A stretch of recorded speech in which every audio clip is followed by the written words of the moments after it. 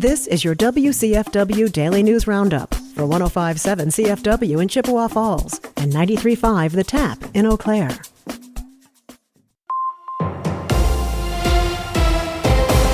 For 105.7 CFW News, I'm James Kelly.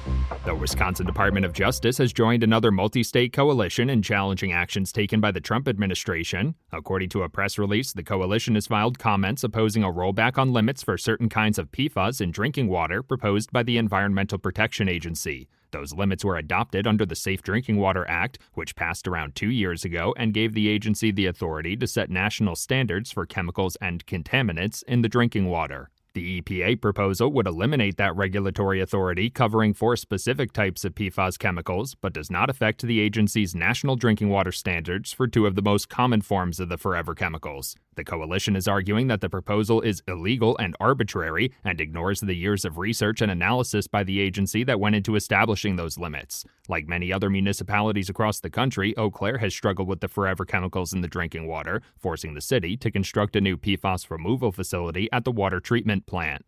The Wisconsin Department of Natural Resources has issued a warning to Eau Claire County residents after a hunting dog was killed by wolves over the weekend. According to agency officials, the U.S. Department of Agriculture Wildlife Services confirmed wolves were responsible for killing a hunting dog in the town of Wilson on Saturday. The DNR is reminding dog owners to exercise caution in wolf-occupied areas and that those conflicts are more common during bear training and hunting season. More information on wolf depredation is available on the DNR's website.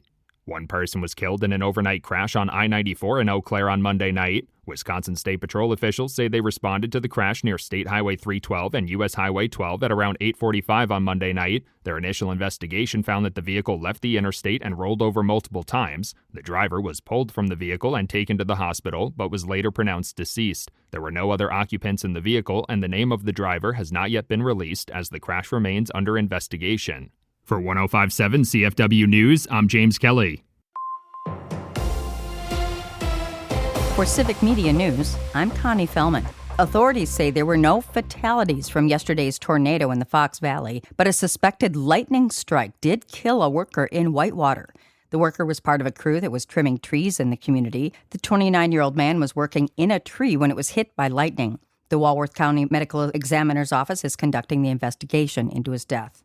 The intersection where 38-year-old Corey Ruiz was shot and killed by Madison police is now a community gathering place.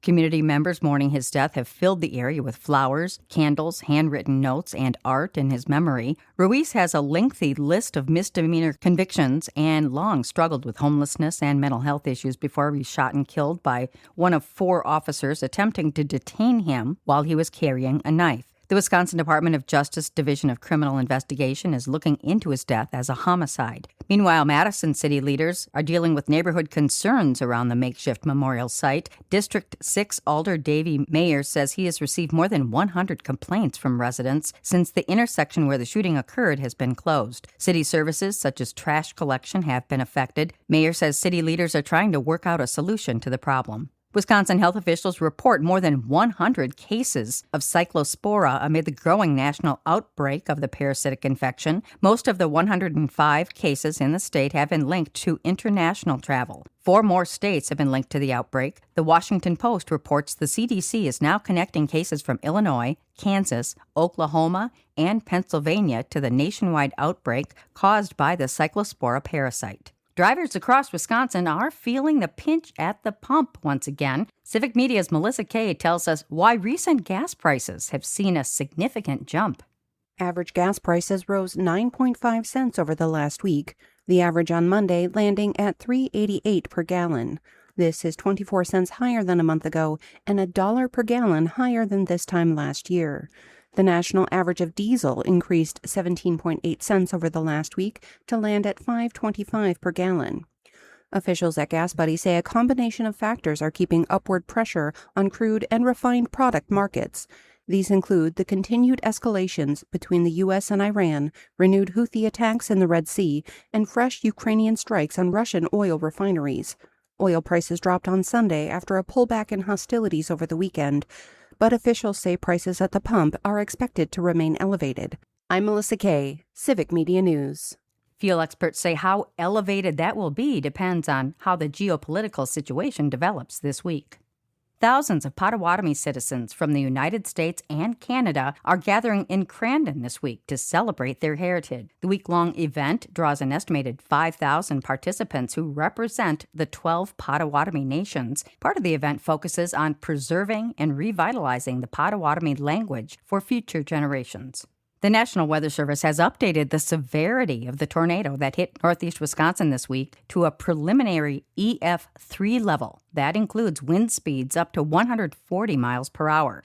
They say the funnel cloud developed 2 miles northwest of Appleton and tracked south into Fox Crossing and Menasha before dissipating over Lake Winnebago around 2:22 p.m. on Monday.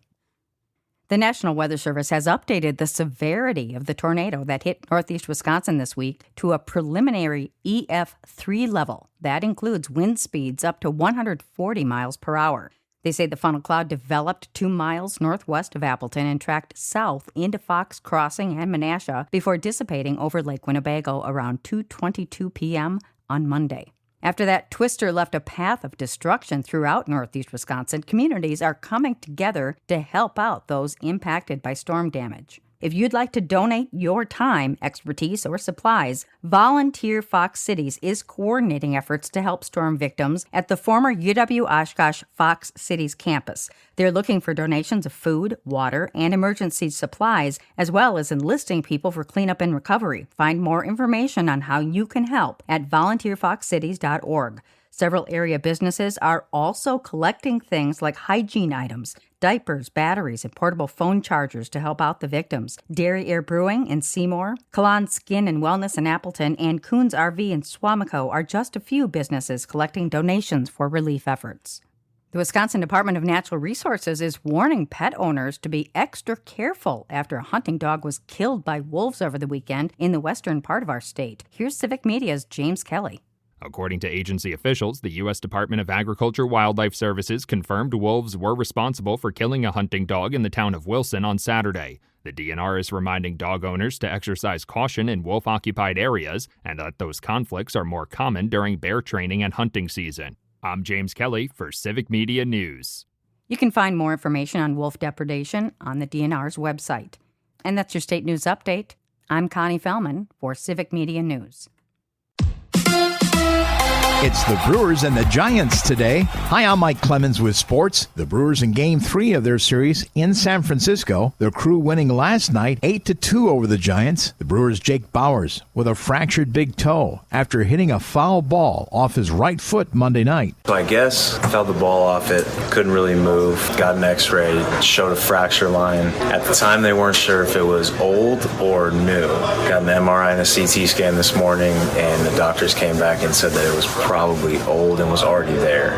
Bauers now listed as day-to-day. NFL, Packers training camp underway with practice in helmets and shorts for the first few days. In Pittsburgh, Aaron Rodgers is back with Mike McCarthy and was asked if this is his final season in the NFL. Yeah, this is it. Why is this it? I thought last year might be it. And then Mike got hired and I talked to the wife and she said, you can do one more year. That's Steelers quarterback Aaron Rodgers with Sports on Mike Clemens. It is going to be sunny today with a high in the upper 80s here this afternoon. Tonight, mostly clear. We're going to drop into the mid-60s for an overnight low. Tomorrow, sunny and even warmer with a high right around 90. I'm meteorologist Sean Cable. Currently, it's 71. That's your WCFW and the TAP Daily News Roundup from Civic Media. Subscribe to this podcast on Spotify, Apple, or wherever you find your podcasts. Find more news at WCFW.FM or thetap.fm.